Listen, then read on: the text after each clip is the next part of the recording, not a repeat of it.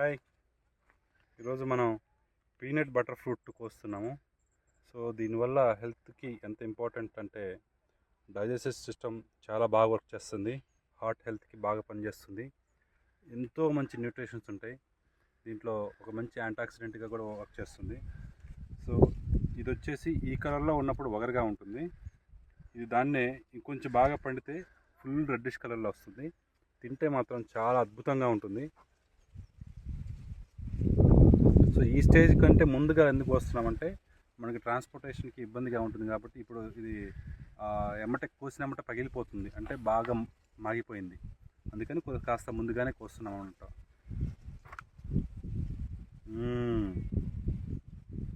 చాలా బాగుంది.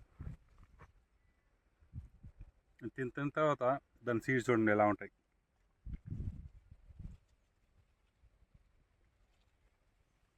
సో ఇవన్నీ కూడా మా కస్టమర్స్కి వస్తున్నాను ఈరోజు, రేపు షాప్లో అవైలబుల్ ఉంటాయి. Thank you. Please subscribe to Sai's village greens. Thank you.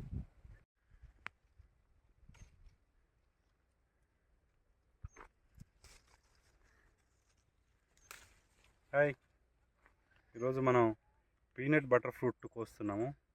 So దీనివల్ల హెల్త్కి ఎంత ఇంపార్టెంట్ అంటే డైజెస్టివ్ సిస్టమ్ చాలా బాగా వర్క్ చేస్తుంది, హార్ట్ హెల్త్కి బాగా పనిచేస్తుంది, ఎంతో మంచి న్యూట్రిషన్స్ ఉంటాయి దీంట్లో. ఒక మంచి యాంటాక్సిడెంట్గా కూడా వర్క్ చేస్తుంది. సో ఇది వచ్చేసి ఈ కలర్లో ఉన్నప్పుడు వగరగా ఉంటుంది. ఇది దాన్నే ఇంకొంచెం బాగా పండితే ఫుల్ రెడ్డిష్ కలర్లో వస్తుంది. తింటే మాత్రం చాలా అద్భుతంగా ఉంటుంది. సో ఈ స్టేజ్ కంటే ముందుగా ఎందుకు వస్తున్నామంటే మనకి ట్రాన్స్పోర్టేషన్కి ఇబ్బందిగా ఉంటుంది కాబట్టి. ఇప్పుడు ఇది ఎమ్మటే కోసినమ్మట పగిలిపోతుంది, అంటే బాగా మాగిపోయింది, అందుకని కాస్త ముందుగానే కోస్తున్నాం అనమాట.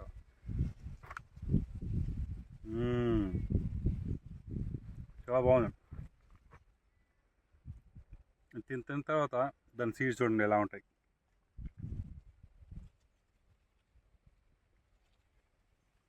సో ఇవన్నీ కూడా మా కస్టమర్స్కి వస్తున్నాను ఈరోజు, రేపు షాప్లో అవైలబుల్ ఉంటాయి. Thank you. Please subscribe to Sai's village greens. Thank you. మన ప్రకృతి వ్యవసాయంలో ఏంటంటే ఒక ప్రకృతిని కూడా మనం గౌరవించాలి. సో ఈ చెట్టుకి పండిన ఈ కాయలు మొత్తం కూడా మనం కంప్లీట్గా కోయమన్నమాట ఎప్పుడు. ఎందుకంటే ఒక లేయర్ పై లేయర్ వరకు మనకు అన్నీ అందుతుంది, కొమ్మంచుకొని కోసేయచ్చు, కాకపోతే పైన పక్షులకు వదిలేసేయాలి. సో మనకి ఎంతవరకు అయితే అందుతుందో న్యాచురల్గా అంతవరకే కోసేస్తాం, మిగతా అంతా కూడా పక్షులు తినడానికి వాటికి కూడా మనం సహకరించాలి. అట్ ద సేమ్ టైం అవి కూడా మనకి చాలా ఉపయోగం అన్నమాట. సో పక్షులు రావటం అనేది. సో అందుకని ఏ చెట్టుకి కూడా మేము కంప్లీట్గా 100% ఆ కాయలు కోసేయం, కొన్ని వదిలేస్తాం. సో అలా ఉంటేనే మనం పరస్పరంగా ఇద్దరు బాగుంటారు అన్నమాట. ప్రకృతి మనకి సహకరిస్తుంది, మనకి ఎప్పుడైతే మనం ప్రకృతిని గౌరవించినప్పుడు మనకి అంతే విధంగా మంచి లాభాలు పొందుతాం. సో పైన పక్షులకు వదిలేస్తాం కదా, అదేవిధంగా కొన్ని పండిపై కింద రాలిపోతాయి, దాన్ని మనం కలెక్ట్ చేయం. ఎందుకు కలెక్ట్ చేయమంటే అది భూమికి వదిలేసేయాలి.